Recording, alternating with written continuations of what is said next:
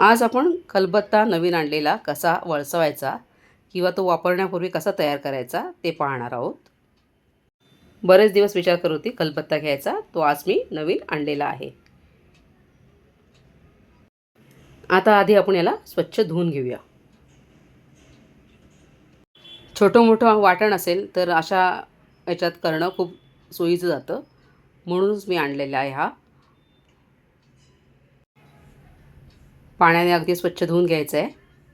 माती वगैरे लागलेली असते त्याला, तर त्यासाठी आधी स्वच्छ धुवून घेणं गरजेचं आहे. याला बत्ता म्हणतात आणि जो भाग ठेवला आहे खाली त्याला खल म्हणतात.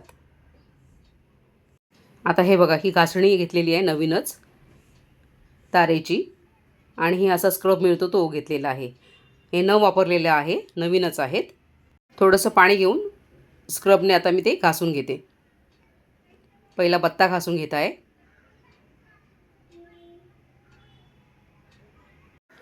याला साबण लावायचं नाही आहे, नुसतं किशीने घासायचं आहे. आता खल घासून घेत आहे आणि आता धुवून घेऊया. पाण्याने धुवून घेतल्यावरती आपल्याला आता स्क्रबने देखील परत घासून घ्यायचं आहे. हे बघा, आता स्क्रबने घासून घेत आहे, साबण वगैरे काहीही न लावता. छोटं मोठं वाटण जसं काय आलं लसूणची पेस्ट किंवा मिरचीची पेस्ट, थोड्या प्रमाणात शेंगदाण्याचा कूट करायला हे बरं पडतं, म्हणून मी हे घेतलेलं आहे. आता हा पण धुवून घेतलेला आहे. आता हे 10 मिनटापूर्वी मी तांदूळ भिजत घातले होते, ते आता ह्याच्यात वाटून घ्यायचे आहेत. आता मी वाटून घेत आहे.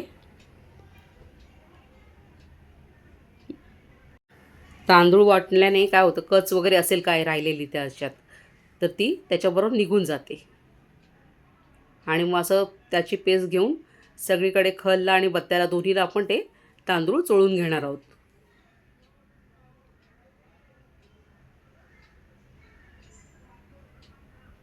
रगडायचे आहेत एकदम.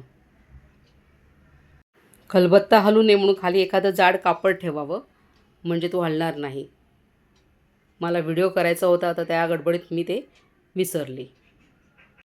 मागे मी असाच पाटा वरवंटा देखील घेऊन आली होती, पण झालं काय त्याचं की तो निघाला सिमेंटचा, त्यामुळे तो मी वापरत नाही. आता हे तांदूळ अशा प्रकारे आपण सगळीकडे चोळून घेतलेले आहेत. खरं तर मला याच्यापेक्षाही खोल खलबत्ता हवा होता, पण तो मला मिळाला नाही, म्हणून मी हा घेतला.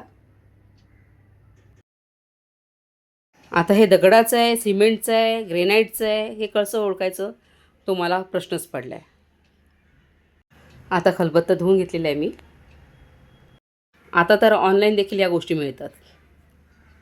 मी मात्र हा खलबत्ता साताऱ्यावरून आणलेला आहे 250 रुपयाला.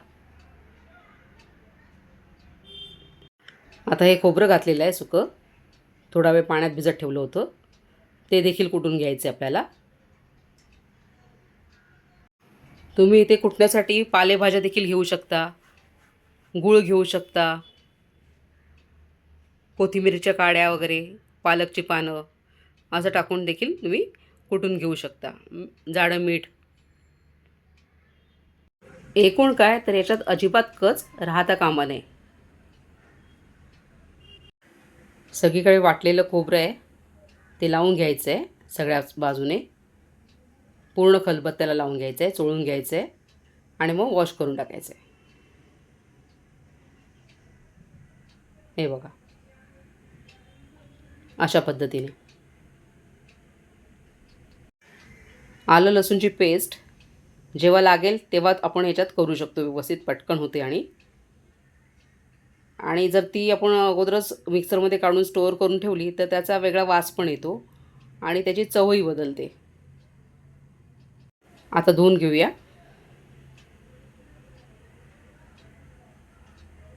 बघा, अगदी काळा कुळकुळीत झाला आहे. इथे पहिले तांदूळ घेतले होते आपण, नंतर सुकं खोबरं, आणि आता ह्या सुक्या खोबऱ्यानंतर आपण आता ह्याच्यामध्ये शेंगदाणे आणि सफेद तीळ वापरणार आहोत. हे बघा, थोडेसे शेंगदाणे घेतले आणि सफेद तीळ घेतलेले आहेत. आता हे कुटून घेऊया. थोडंसं पाणी घालूया. खोबरं, शेंगदाणे, तेल हे तेलयुक्त आहे. मग त्याला चांगलं सिझनिंग होतं, त्याच्यामुळे नवीन आणलेल्या आपल्या खलबत्त्याला म्हणून ते वापरलेलं आहे मी इथे. अशाच प्रकारचे खलबत्ते संगमरवराच्या दगडाचे देखील मिळतात. पण मला दगडाचाच हवा होता म्हणून मी हा घेतला आहे. आता हा खरंच दगडाचा आहे की नाही हे मला माहीत नाही आहे. ज्या मावशींकडे मी हा खलबत्ता घेतला त्या मावशींनी मला सांगितलं की हा खलबत्ता मशीन मेड आहे, परंतु दगडाचाच आहे, अशा त्या बोलल्या होत्या. आता हे मगासारखंच मी करत आहे. परत थोडंसं पाणी घालत आहे पेस्ट तयार होण्यासाठी.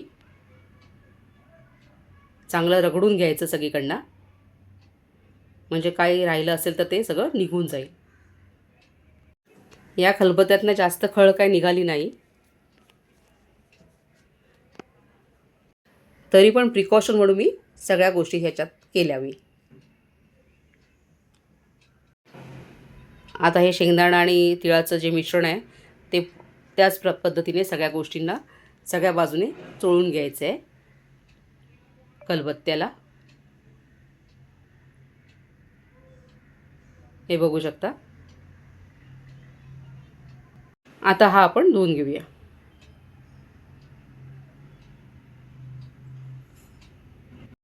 खलबत्त्याला साबण वापरायचंच नाही आहे. आता हा वळसवून झाला की जेव्हा आपण वापरायला घेऊ तेव्हा देखील तुम्ही आलं लसूण ठेचा, कोथिंबीर ठेचा किंवा शेंगदाण्याचा कूट करा, काही करा. वापरून झालं की लगेच धुवून टाकायचं स्वच्छ पाण्याने. बस फक्त पाण्याने धुवायचं. आणि अगदीच तुम्हाला वाटलं तर याची आपली नारळाची किशी आहे त्याने तुम्ही ते घासू शकता विदाऊट साबण. स्वच्छ धुवून झालेलं आहे. आता आपण याला पुसून घेऊया.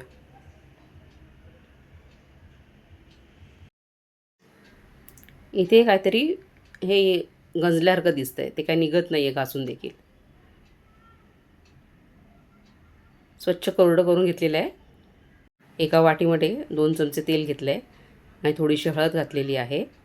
आता हे मिक्स करायचं आपल्याला व्यवस्थित. आणि आता हे मिश्रण आपल्याला खलबत्त्याला लावून घ्यायचं आहे. सर्व बाजूने लागलं गेलं पाहिजे तेल आणि हळद.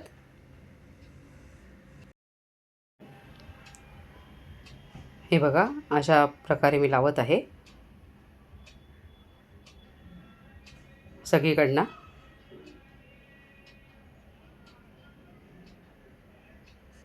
आता हे आपल्याला एक रात्र ठेवून द्यायचं आहे. दुसऱ्या दिवशी बघूया.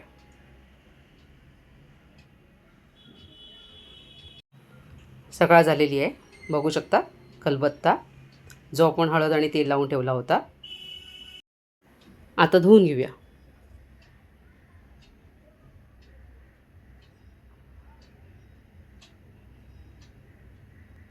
आणि एकदा परत आपल्याला घासणीने घासून घ्यायचं आहे.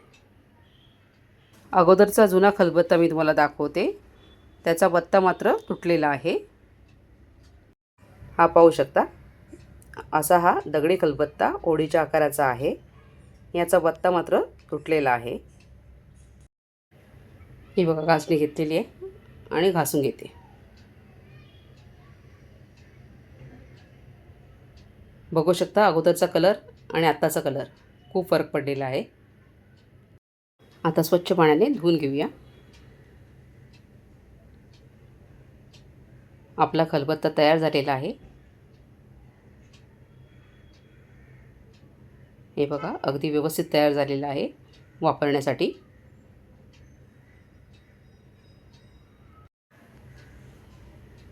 पुसून घेऊया.